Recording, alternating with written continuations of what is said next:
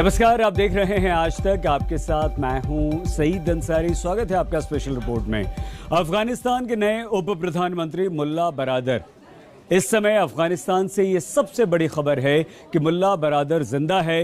International media से आई reports ये बता रही हैं कि बरादर के साथ मारपीट अवश्य की गई। शक उसकी हत्या का भी जताया गया। शक का कारण भी था क्योंकि नई सरकार के ऐलान से पहले तक इंटरनेशनल मीडिया में तालिबान का चेहरा मुल्ला बरादर था। दुनिया भर के डिप्लोमेट्स के साथ वही बातें किया करता था। अब खबर यह भी आ रही है कि जान बचाने के लिए मुल्ला बरादर को काबुल छोड़कर भागना पड़ा था, लेकिन इस समय बरादर किसी सेफ जगह में है, संगीनों के साए में है। तालिबान की तरफ से कुछ सेकंड्स का एक वीडियो जारी किया गया, लेकिन बरादर की लोकेशन को लेकर कोई भी बात इसमें शेयर नहीं की गई। तो इंटरनेशनल मीडिया की रिपोर्ट्स में दावा किया जा रहा है कि बरादर मुश्किल में जरूर है, क्योंकि तालिबान के अंदर अब गृह युद्ध छिड़ गया है।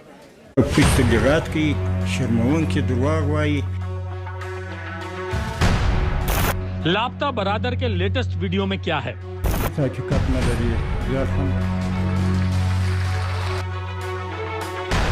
बरादर ने कितनी बात बताई, कितनी छिपाई?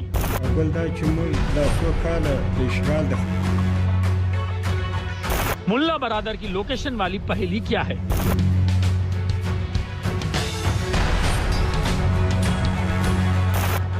क्या तालिबान के अंदर सब कुछ ठीक नहीं?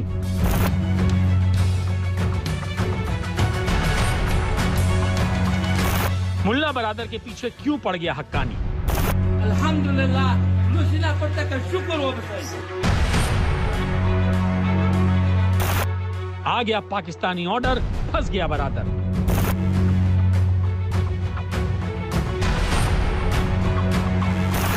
इमरान की दगेबाजी, तालिबान में पलटी बाजी।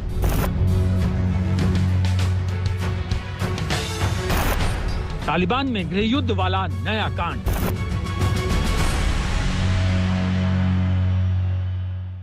सात सितंबर को अफगानिस्तान में नई सरकार का ऐलान हुआ। ऐलान से ठीक पहले तक अब्दुल गनी बरादर प्रधानमंत्री की रेस में सबसे आगे था, लेकिन फिर कुछ ऐसा हुआ कि पहले तो बरादर के पर कतरे गए और फिर नंबर 2 की कुर्सी उसे दी गई, और वो भी एक हेल्पर के साथ। मतलब बरादर की शक्ति को छीन लिया गया।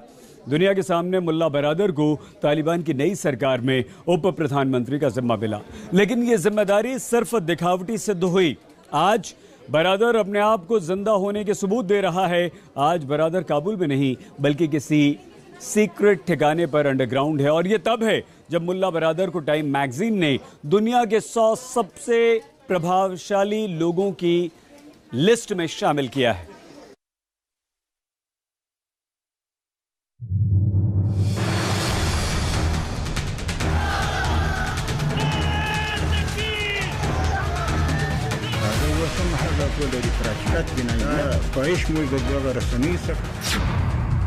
नाम मुल्ला अब्दुल गनी बरादर, ओहदा अफगानिस्तान में डिप्टी प्रधानमंत्री, लोकेशन गुप्त।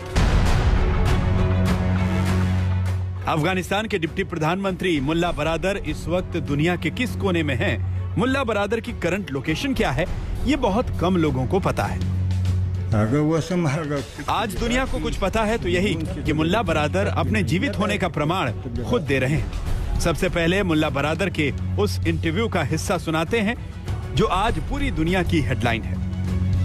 आज आप मुल्ला बरादर के एक एक शब्द को बहुत गौर से सुनिए। نه دا خبره هیڅ حقیقت نه لري. زه الحمدلله جوړ او روغ یم، او بله خبره دا چې رسنۍ وایي چې خپل منځي اختلافات لري، دا بالکل هم هیڅ حقیقت نه لري. لله الحمد موږ په خپل منځ کې ډېر شفقت او ترحم لرو چې حتی په یو فامیل کې به هم داسې شفقت او ترحم نه وي. او بل دا چې موږ دا څو کاله د اشغال د خاتمې لپاره تکالیف او قرباني ورکړي دي، دا نه د اقتدار لپاره وي او نه د منصب. आपने सुना, अफगानिस्तान के डिप्टी प्रधानमंत्री मुल्ला बरादर ने इंटरव्यू में 3 बड़ी बातें बताई। दावा नंबर 1, मैं जख्मी नहीं, ठीक हूं। दावा नंबर 2, मैं स्वस्थ हूं, बिल्कुल ठीक हूं। दावा नंबर 3, संगठन में कोई टकराव नहीं है। क्या इस इंटरव्यू के जरिए सब कुछ सामान्य बताने की कोशिश की गई? आखिर बरादर को सफाई देने की जरूरत क्यों पड़ी? क्या मुल्ला बरादर का इंटरव्यू प्रायोजित है?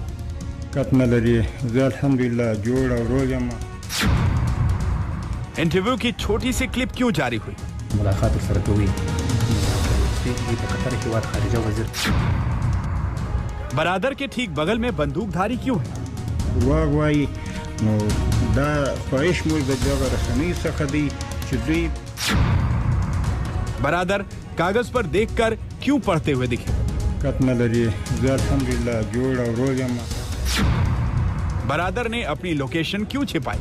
هغه اوس هم هغه ولري پر حقیقت بنایي خواهش مول د دغه رسنۍ څخه کت نه لري आपको बता दें कि दोहा स्थित तालिबान के राजनीतिक दफ्तर ने ट्विटर पर एक छोटी सी क्लिप जारी की है। इस क्लिप में बरादर एक सरकारी चैनल के पत्रकार के सवाल का जवाब देते हुए नजर आ रहे हैं। वो एक सोफे पर बैठे आपको दिखाई देंगे। वीडियो को गौर से देखने पर 3 बड़ी बातें समझ में आती हैं जो कुछ सवाल खड़े करती हैं। सवाल नंबर 1, मुल्ला बरादर जवाब देते वक्त नीचे एक पेपर को पढ़ते हुए नजर आ रहे हैं, यानी एक पन्ना या पर्ची उनके हाथ में है जिसे देखकर वो बोल रहे हैं और बता रहे हैं कि सब कुछ ठीक है। सवाल है कि बरादर को अपनी सेहत के बारे में बोलते वक्त पहले से लिखी हुई स्क्रिप्ट पढ़ने की जरूरत क्यों पड़ी?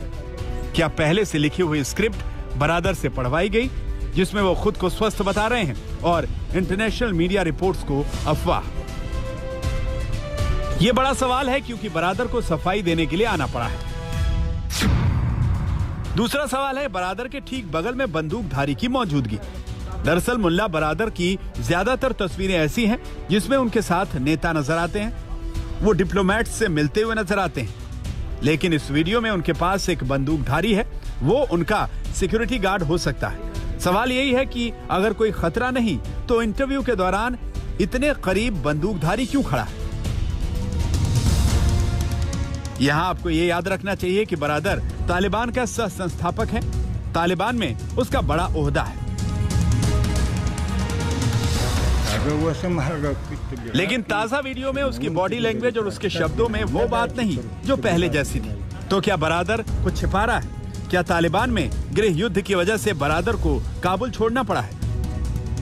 दरअसल बरादर का यह बयान उस वक्त आया है जब तालिबान के अंदर घरेलू झगड़ों की खबरें सामने आई। एक इंटरनेशनल मीडिया रिपोर्ट के मुताबिक तालिबान की नई सरकार में पद बंटवारे को लेकर 2 गुटों में हिंसा हुई। हिंसा में मुल्ला बरादर को चोटें आई थी, जिसके बाद हत्या के डर से बरादर ने काबुल छोड़ दिया था। और तो और बरादर बीते कई दिनों तक पब्लिक प्लेस पर नजर नहीं आए थे। दावा यह किया गया कि बरादर और हक्कानी नेटवर्क के प्रति वफादार एक प्रतिद्वंदी गुट के बीच विवाद जारी है। लेकिन अब वीडियो जारी करके बरादर ने किसी भी तरह की आंतरिक कलह की खबरों का खंडन किया है। لله الحمد موږ په خپل منځ کې ډېر شفقت او ترحم لرو چې حتی په یو فامیل کې به هم داسې شفقت او ترحم نه وي او بل دا چې موږ دا 2 کاله د اشغال د خاتمه। आज आपको एक पुरानी तस्वीर भी जरूर देखनी चाहिए, आपको फर्क समझ में आ जाएगा। ये तस्वीरें उस वक्त की हैं जब मुल्ला बरादर अफगानिस्तान पर तालिबानी जीत का जश्न मनाने काबुल पहुंचा था। सड़कों पर तालिबानी लड़ाकों की भीड़ थी, गाड़ियों का काफिला था, सबकी नजरें अब्दुल गनी बरादर पर थी। काबुल में बरादर का ग्रैंड वेलकम हुआ। ये तस्वीरें बरादर की ताकत, तालिबान के अंदर उसके रसूख और कद की गवाही दे रही थी। अब अफगानिस्तान में नई सरकार बनने से पहले और बनने के बाद की 2 तस्वीरों से समझिए। नई सरकार के ऐलान से पहले मुल्ला बरादर पूरे फॉर्म में थे। काबुल में बरादर का शक्ति प्रदर्शन दुनिया ने देखा था, गोलियों से स्वागत हुआ था। लेकिन नई सरकार के ऐलान करने के बाद बरादर काबुल में नहीं, वो काबुल छोड़ चुके हैं, ऐसा दावा कुछ रिपोर्ट्स में किया गया है। कल तक जिस बरादर के स्वागत में तालिबानी बंदूकें गरज रही थी, आज वही बरादर संगीनों के साए में अपने जिंदा होने के सबूत दे रहे हैं। आखिर बरादर को सफाई क्यों देनी पड़ी? क्या तालिबान की नई सरकार के अंदर गृह युद्ध छिड़ गया है? क्या है पूरा सच? हम आपको आगे बताएंगे। आज तक ब्यूरो। आइए जल्दी से हम आपको तालिबान सरकार के बारे में बता दें कि किस तरह से इनका मुखिया कौन है। सबसे पहले अमीरुल मोमिनीन ये कहते हैं मौलवी हिब्तुल्लाह अखुंज़ादा जो कि सुप्रीम नेता है और इसके बहुत सारे डेप्यूटी यहाँ पर हैं। अखुंज़ादा के बाद सबसे पहले उप प्रधानमंत्री, यानी कि 2 उप प्रधानमंत्री, एक प्रधानमंत्री यहाँ पर। तो प्रधानमंत्री कौन है? प्रधानमंत्री मुल्ला हसन अखुंद, ये प्रधानमंत्री हो गए। मुल्ला बरादर को आप जानते हैं। मुल्ला बरादर पहला उप प्रधानमंत्री, और दूसरा उप प्रधानमंत्री कौन है वो यहां पर है, देखिए हसन सलाम हनफी, ये दूसरा प्रधानमंत्री। इसके बाद और नीचे आइए आप, कौन कौन, रक्षा मंत्रालय किसके पास है? रक्षा मंत्रालय है याकूब मुजाहिद, एक और तालिबानी नेता। इसके बाद अगर आप आगे बढ़ें तो ये सारे मंत्रालय हैं, और इस तरह से तालिबान ने अपनी सरकार को बना लिया। तो ये तो तालिबान के तमाम वो चेहरे थे जिनके बारे में आपने जाना, और ये तालिबान की सरकार चलाएंगे। लेकिन किस तरह से हक्कानी नेटवर्क और तालिबान के बीच एक जंग, एक युद्ध छिड़ा हुआ है और दोनों में ठनी हुई है, क्या झगड़ा है, आइए हम आपको बताते हैं।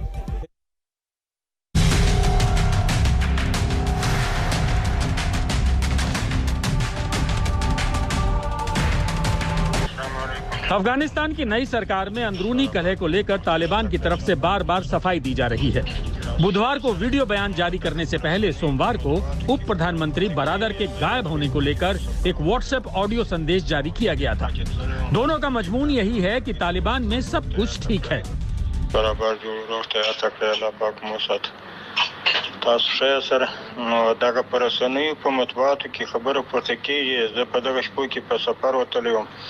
بل خاطر سلام الحمدلله ټول ملګری مور جوړ روغ تیار تکړی بس دا کوم رسنۍ چې دا اکثر وخت دغه چې بیا د تبلیغات او شرمونکي دروغ وای نو دغه په باب باندې بس خپل په جرأت سره دا خبره رد کم خبره نه کوم مشکل سره الحمدلله بس سل په سل کې اطمینان درکو علام وساته دعاګانې کوي السلام علیکم ورحمت الله وبرکاته। तालिबान की तरफ से अब दावा किया जा रहा है कि मुल्ला अब्दुल गनी बरादर काबुल में नहीं बल्कि कंधार में है, जहां वो तालिबान के सुप्रीम लीडर अखुंदजादा से मुलाकात कर रहा है। तालिबान के मुताबिक वो बहुत जल्द वापस काबुल आएगा, लेकिन तालिबान की थ्योरी को एक इंटरनेशनल मीडिया रिपोर्ट के कटघरे में खड़ा कर रही है। दावा यह है कि कुछ दिनों पहले बरादर और हक्कानी नेटवर्क के एक मंत्री खलीलुर रहमान के बीच बहस हुई थी। बात इतनी बिगड़ी कि नौबत हाथापाई तक पहुंच गई। हाथापाई के दौरान मुल्ला बरादर से मारपीट हुई। यही वजह है कि मारपीट के बाद मुल्ला बरादर नई तालिबान सरकार से नाराज होकर कंधार चला गया। रिपोर्ट के मुताबिक जाते वक्त बरादर ने कहा था कि अफगानिस्तान को ऐसी सरकार नहीं चाहिए। अब आपको बताते हैं कि आखिर तालिबान की नई सरकार में गुटबाजी और टकराव की वजह क्या है। आखिर मुल्ला बरादर के खिलाफ हक्कानी ग्रुप क्यों खड़ा है। एक रिपोर्ट के मुताबिक हक्कानी नेटवर्क और कंधारी तालिबान के बीच लंबे अरसे से कुछ मुद्दों पर मतभेद मौजूद थे, और उन मतभेदों को काबुल पर तालिबानी कंट्रोल ने सीधी जंग में बदल दिया। हक्कानी नेटवर्क का दावा है कि तालिबान की जीत में उसका सबसे बड़ा रोल है। ऐसे में बड़ा रोल है तो इनाम के तौर पर नई सरकार में हिस्सेदारी भी सबसे बड़ी होनी चाहिए। वहीं दूसरी ओर बरादर नई सरकार में सिर्फ और सिर्फ मौलवी और तालिबान शामिल हों, ऐसा नहीं चाहते। इसी मुद्दों को लेकर दोनों गुटों में तलवारें खिंच गई हैं। सरल शब्दों में समझें तो सत्ता में ताकत की लड़ाई शुरू हो गई है। नई सरकार में तालिबान के कट्टरपंथी और तालिबान के नरमपंथियों में सीधी जंग है। बरादर को लगता है कि डिप्लोमेसी की वजह से अमेरिका ने 20 सालों के बाद अफगानिस्तान छोड़ा है। डिप्लोमेटिक चैनल में उनकी अहम भूमिका रही और उसके चलते तालिबान को अफगानिस्तान में सत्ता मिली है, जबकि हक्कानी नेटवर्क मानता है कि बंदूक की जीत हुई है। अमेरिका ने तालिबान के डर से अफगानिस्तान छोड़ा है। दोनों गुटों में विवाद के चलते काबुल में अंतरिम सरकार के ऐलान के बावजूद कई विभागों में काम नहीं हो रहा। कई मंत्रियों ने अभी कामकाज नहीं संभाला है। तालिबान के अंदर फूट और झड़प को लेकर हक्कानी गुट के नेता अनस हक्कानी की सफाई भी आई है। बड़ी बात यह है कि संयुक्त राष्ट्र और अमेरिका की टेरर लिस्ट में हक्कानी नेटवर्क का नाम है। हक्कानी नेटवर्क की स्थापना खूंखार आतंकी जलालुद्दीन हक्कानी ने की थी, लेकिन अब ये नेटवर्क पाकिस्तान की खुफिया एजेंसी ISI के हाथों की कठपुतली है।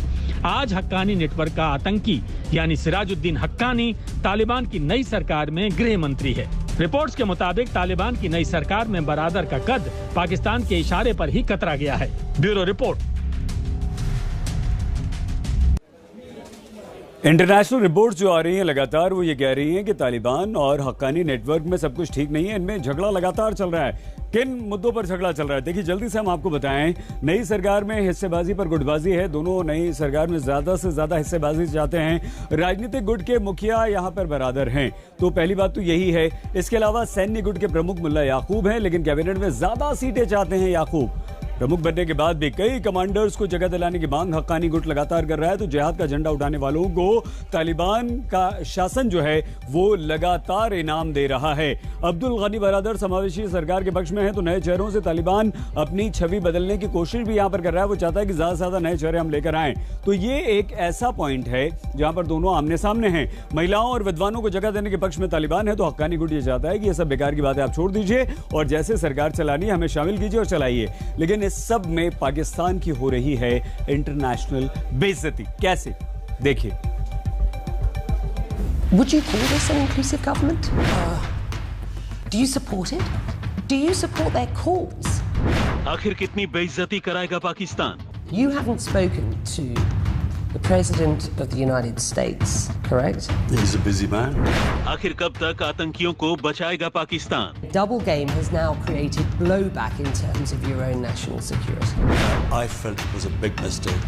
I felt Pakistan should never have had any favorites. आखिर कब तक तालिबान की सरकार चलाएगा पाकिस्तान? जिस अफगानिस्तान में तालिबान सरकार बनाकर पाकिस्तान खुश नजर आ रहा है, उसे अंदाजा भी नहीं है कि वो किस आग से खेल रहा है।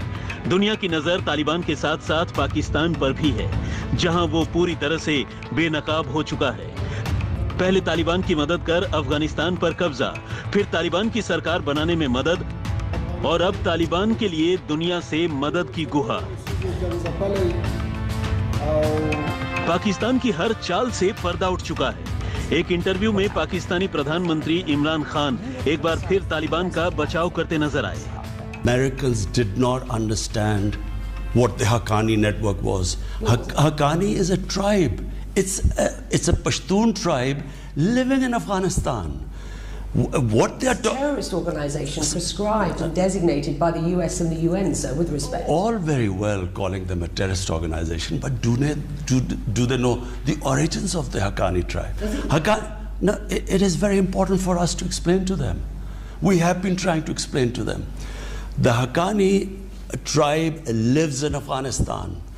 40 years ago, when the Afghan Jihad took place, we had 5 million Afghan refugees in Pakistan.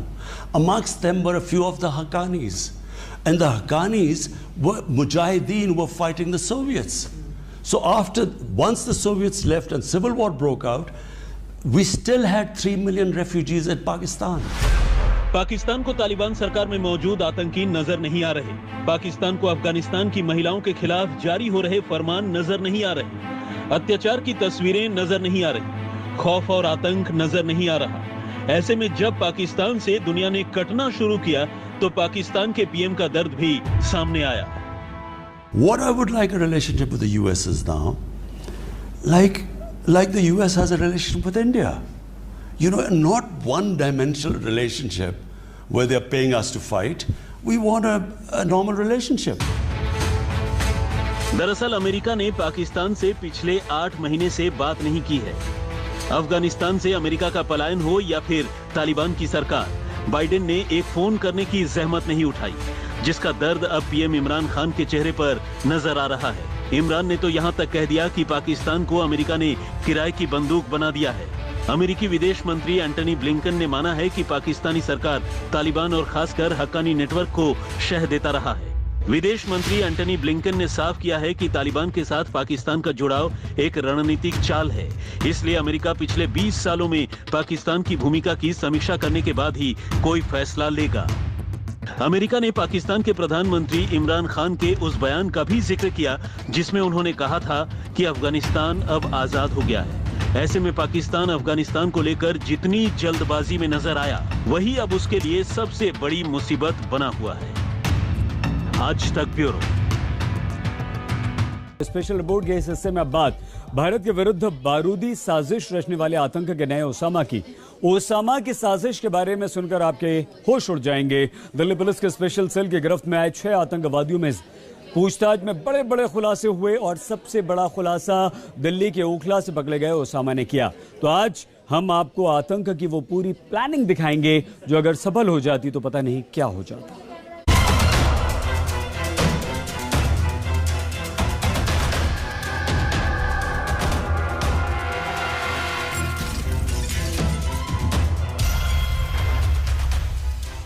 Bharat के खिलाफ आतंक के नए ओसामा का पूरा खेल समझिए। Dubai, Muscat, Karachi via Delhi को उड़ाने का plan decode.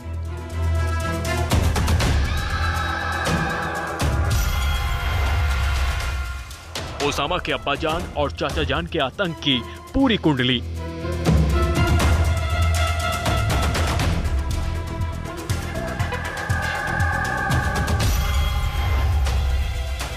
Pakistan, ISI, Dawood Ibrahim, Anees Ibrahim का कैसे हुआ गठजोड़।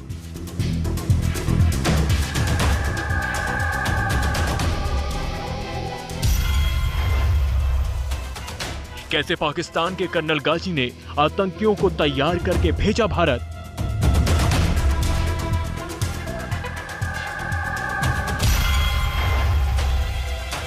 ओसामा, जिशान, जान मोहम्मद, अबू बकर, अमीर लाला ने क्या क्या उगला।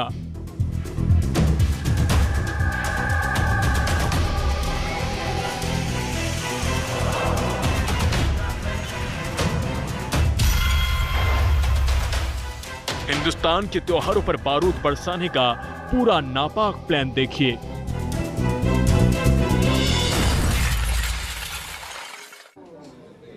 इस वक्त एक बड़ी खबर राजस्थान से आ रही है। ISI के लिए जासूसी करने वाले एक शख्स को राजस्थान के झुंझुनू से गिरफ्तार किया गया है।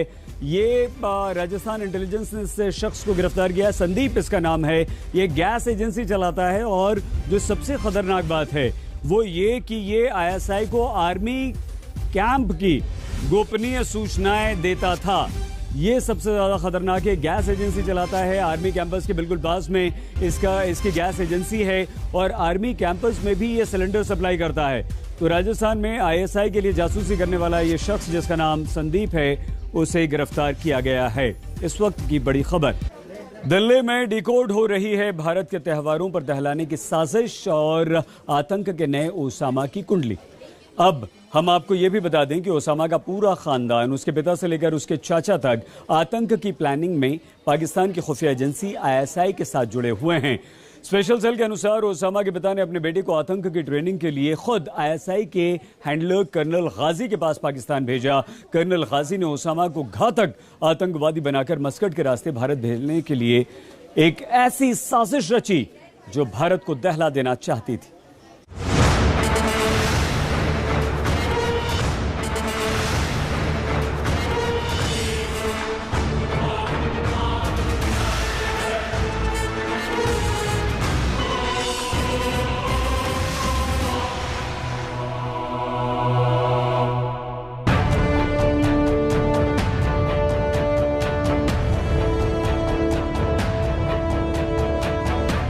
आतंक के ये 6 चेहरे ओसामा, जिशान, जान मोहम्मद, लाला, अमीर जावेद और भारत में त्योहारों का कैलेंडर। 7 अक्टूबर पहला नवरात्र, 13 अक्टूबर दुर्गाष्टमी, 14 अक्टूबर रामनवमी, 15 अक्टूबर दशहरा, 24 अक्टूबर करवा चौथ, 4 नवंबर दिवाली। भारत के इन त्योहारों पर आतंक का बारूद बरसाने का नापाक प्लान बनाया जाता है, क्योंकि इन सभी त्योहारों पर भीड़ जुटती है। लोग बाजारों में जाते हैं, मंदिरों में पूजा पाठ के लिए जाते हैं, सड़कों पर चहल पहल होती है। हिंदुस्तानी त्योहारों की इसी भीड़ पर हमला करने के लिए भारत से ही लोग चुने जाते हैं। उन्हें आतंक की ट्रेनिंग दी जाती है और स्लीपर सेल का पूरा नेटवर्क तैयार किया जाता है ताकि देश भर में वो आईडी यानी आतंक के बम फिट कर सके और देश को दहला सके। बेगुनाह भारतीयों का खून बहाने के लिए, दहशतगर्दी फैलाने के लिए कैसे आतंक की तैयारियां शुरू होती है, हम आपको उसका पूरा सच दिखाने जा रहे हैं। सूत्रों की माने तो इसके लिए तैयार किया जाता है आतंक का नया ओसामा। उम्र महज 22 साल और ओसामा का साथ देने के लिए 5 और आतंकियों की एक पूरी टीम बनाई जाती है। पाकिस्तान में बैठा कर्नल गाजी इन आतंकियों को कैसे तैयार करता है, अब ये समझिए। कर्नल गाजी पाकिस्तान की खुफिया एजेंसी ISI का हैंडलर है। वो अपने 2 जूनियरों के एक भारतीय मोहम्मद उसेदुर रहमान को निर्देश देता है। कर्नल गाजी के ये 2 जूनियर पाकिस्तान मिलिट्री के अफसर बताए जा रहे हैं। सूत्रों की माने तो इनके नाम जब्बार और हमजा है। तो अब एक सनसनीखेज सच सुनिए। गिरफ्तार हुए 6 आतंकियों में से एक मोहम्मद ओसामा उर्फ समी, जो दिल्ली में ओखला के जामिया नगर से पकड़ा गया है, वो उसी उसैदुर रहमान का बेटा है जिसे आईएसआई का हैंडलर कर्नल गाजी निर्देश दे रहा था। और हैरान करने वाली बात यह है कि उसैदुर रहमान का भाई और ओसामा का चाचा हुमैदुर रहमान भी इसी ग्रुप से जुड़ा हुआ बताया जा रहा है। हालांकि वो अभी तक पुलिस की गिरफ्त में नहीं आया है। हम आपको बता दें, उसैदुर रहमान दुबई में एक मदरसा चलाता है। स्पेशल सूत्रों के मुताबिक आईएसआई हैंडलर कर्नल गाजी के निर्देशों पर ही उसैदुर रहमान ने अपने बेटे ओसामा को ट्रेनिंग के लिए पाकिस्तान भेजा था और उसैदुर रहमान ने अपने भाई और ओसामा के चाचा हुमैदुर को आतंकी खेमे में भर्तियों की जिम्मेदारी दे रखी थी। हुमैदुर ने प्रयागराज के जीशान को कट्टरता का पाठ पढ़ाकर आतंकी ग्रुप में शामिल करवाया। अब आपको बताते हैं कि कैसे ओसामा को आतंकी ट्रेनिंग दी गई। तो सुनिए, 22 अप्रैल 2021 को ओसामा ने लखनऊ से सलाम एयर की फ्लाइट पकड़ी। ओसामा लखनऊ से ओमान की राजधानी मस्कट गया। वहां एक फ्लाइट में पहले से मौजूद जिशान से उसकी मुलाकात होती है। ओसामा और जिशान 15-16 बांग्लादेशी युवाओं से मिलते हैं। ये सभी गुटों में बटे थे। ओसामा और जिशान को उन्हीं के ग्रुप में शामिल किया गया। पाकिस्तान में आतंकी ट्रेनिंग ले चुके ओसामा और जिशान से दिल्ली पुलिस स्पेशल सेल और आईबी के अफसरों ने घंटों पूछताछ की। इसके अलावा इनका मोबाइल डेटा भी खंगाला गया। पूछताछ में चौंकाने वाला खुलासा हुआ है। दरअसल आईएसआई के इस टेरर मॉड्यूल का मास्टरमाइंड कोई और नहीं बल्कि ओसामा का पिता उसैदुर रहमान है। उसैदुर रहमान इस वक्त दुबई में मौजूद है, जबकि इस टेरर मॉड्यूल का एक हिस्सा ओसामा का चाचा हुमैदुर रहमान है, जो उत्तर प्रदेश के प्रयागराज का रहने वाला है। अब Delhi police special cell Osama के पिता, जो फिलहाल दुबई में मौजूद है और आईएसआई से सीधे संपर्क में है, उनके खिलाफ रेड कॉर्नर नोटिस जारी करवाने वाली है। वहीं ओसामा के चाचा हुमैदुर रहमान के लिए छापेमारी लगातार की जा रही है। खुफिया रिपोर्ट्स की माने तो अगले कुछ दिनों तक इन नौसिखी आतंकियों को छोटी छोटी समुद्री यात्राओं पर भेजा गया। दिल्ली पुलिस की तरफ से जारी बयान में कहा गया है कि उन्होंने अपनी समुद्री यात्राओं में कई बोट बदले, फिर उन्हें पाकिस्तान के ग्वादर बंदरगाह के पास जीवानी नाम के एक शहर में पहुंचा दिया गया। वहां एक पाकिस्तानी ने उनकी अगवानी की और सभी को थट्टा के एक फार्म हाउस ले गया। थट्टा पाकिस्तान के सिंध प्रांत का एक शहर है, जहां मुंबई हमले में एकमात्र जिंदा पकड़े गए आतंकी अजमल आमिर कसाब को ट्रेनिंग दी गई थी। ओसामा और जिशान ने पूछताछ में पुलिस को बताया है कि फार्म हाउस में 3 पाकिस्तानी थे। उनमें 2 अपने नाम जब्बार और हमजा बताते थे। उन्हीं दोनों ने उन्हें ट्रेनिंग दी। दोनों पाकिस्तान आर्मी से थे और मिलिट्री यूनिफॉर्म भी पहना करते थे। ओसामा और जिशान ने बताया कि उन्हें कराची भी ले जाया गया था। इस पूरी कहानी में दाऊद इब्राहिम और अनीस इब्राहिम का भी बिग रोल रहा। कैसे, खुलासा उसका भी होगा। लेकिन ओसामा और जिशान की ट्रेनिंग पूरी हो गई, लेकिन वो अपने आतंकी मकसद में कामयाब होने से पहले ही गिरफ्तार कर लिए गए। हिमांशु मिश्रा के साथ अरविंद ओझा, दिल्ली, आज तक। पाकिस्तान के थट्टा में जिस तरह की ट्रेनिंग ओसामा और जीशान को दी गई, बिल्कुल वैसी ही ट्रेनिंग 26/11 आतंकवादी हमले में जिंदा पकड़े गए आतंकवादी कसाब को दी गई थी। रेलवे ट्रैक कैसे उड़ाने हैं, ब्रिज को उड़ाने हैं, भीड़ में बॉम्ब और आईडी कैसे रखनी है, AK-47 से लेकर छोटे छोटे हथियारों को कैसे चलाना है, आतंकवादियों की ट्रेनिंग के दौरान सारे हथियार सप्लाई करवाए भारत के दुश्मन नंबर 1 दाऊद इब्राहिम के भाई अनीस इब्राहिम ने। और जब ये आतंकवादी साजिश को अंजाम देने के लिए भारत लौट कर आए, तो यहां दाऊद के 28 साल पुराने एजेंट जान मोहम्मद और समीर कालिया ने उनके लिए स्लीपर सेल के एक बहुत बड़े नेटवर्क को लेकर फंडिंग का पूरा रास्ता साफ किया, तैयार किया।